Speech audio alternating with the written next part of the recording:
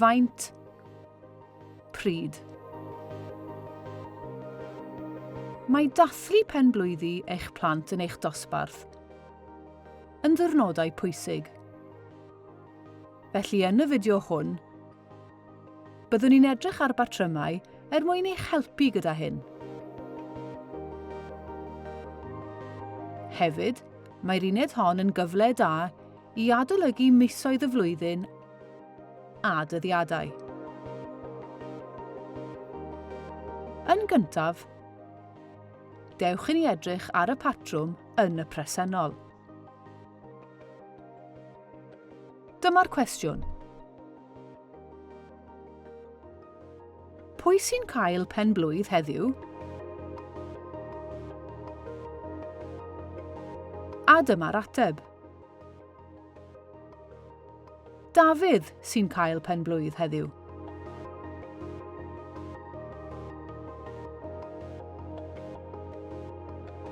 Os ydych chi eisiau gofyn pwy sydd wedi dathlu penblwydd yn y gorffennol,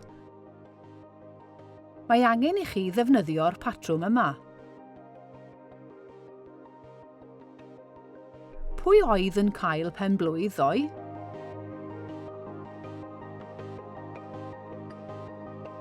A'r ateb ydy Anna oedd yn cael penblwydd ddoe. Yna, os ydych chi eisiau gofyn pwy sy'n mynd i ddathlu penblwydd yn y dyfodol, ydych chi'n gofyn pwy fydd yn cael penblwydd yfory? A'r ateb ydy Seren fydd yn cael penblwydd yfory.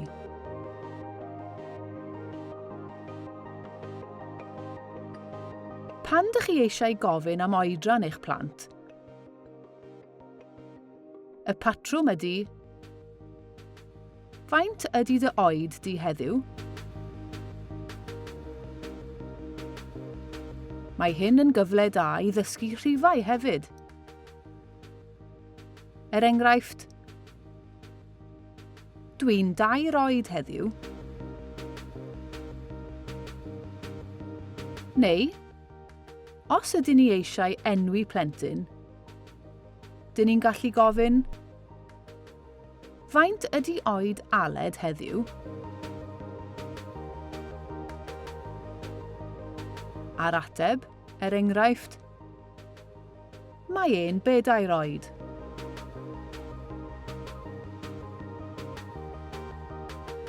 Beth os ydyn ni eisiau gofyn cwestiwn am y gorffennol? Dyma'r patrwm. Faint oedd oed Dyfan ddoe?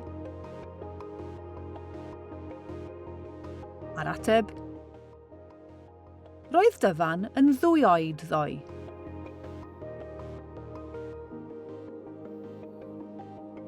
Beth am yfory? Dyma'r cwestiwn. Faint fydd oed Megan yfory? A'r ateb y tro hwn ydy bydd hi'n 2 oed yfory.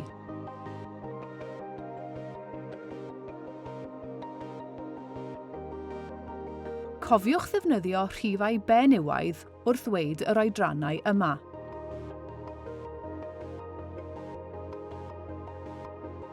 Dwy oed, 2 oed, 4 oed.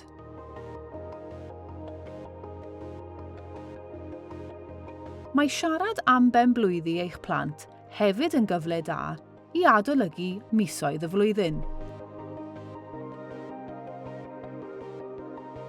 Edrychwch ar y cwestiwn yma.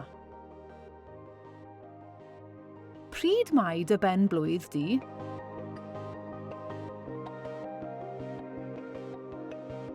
Sylwch ar y treiglad trwynol ar ôl fy yn yr ateb. Mae fy mhenblwydd i mis Mawrth.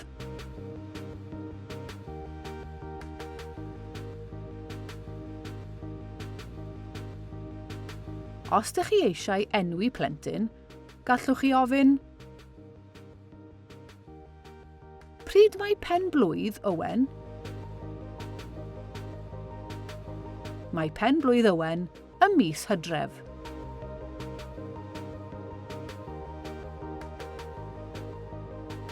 Sylwch fod treiglad meddal ar ôl ei gwrwaidd. Enghraifft, pryd mae ei ben-blwydd e?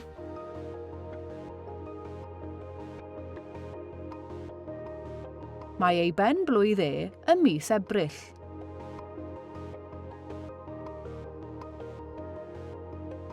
A sylwch fod treiglad llais ar ôl ei benywaidd. Enghraifft, pryd mae ei phen-blwydd hi?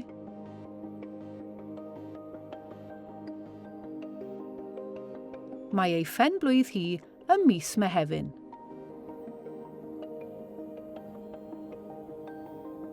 Cofiwch ddefnyddio'r patrymau yma wrth ddathlu pen-blwydd i'r plant yn ystod y flwyddyn.